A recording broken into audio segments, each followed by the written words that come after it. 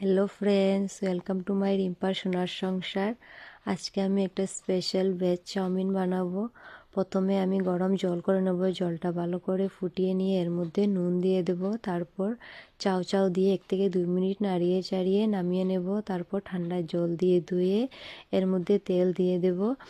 তারপর কড়াইতে তেল দিয়ে আদা, রসুন, পেঁয়াজ, কাঁচা লঙ্কা কুচি দিয়ে এর মধ্যে সামান্য চিনি দিয়ে দেব। তারপর পেঁয়াজ পাতা দিয়ে সব সবজি দিয়ে দেব। গাজর, ক্যাপসিকাম, বিনস, বাঁধাকপি সব সবজি দিয়ে 1 থেকে 2 মিনিট নাড়িয়ে চাড়িয়ে সামান্য পরিমাণে হোয়াইট পেপার, পরিমাণ মতো নুন দিয়ে চাউ চাউ দিয়ে দেব। তারপর soya sauce, vinegar, tomato sauce দিয়ে 5 থেকে 6 মিনিট নাড়িয়ে চাড়িয়ে নামিয়ে নেব।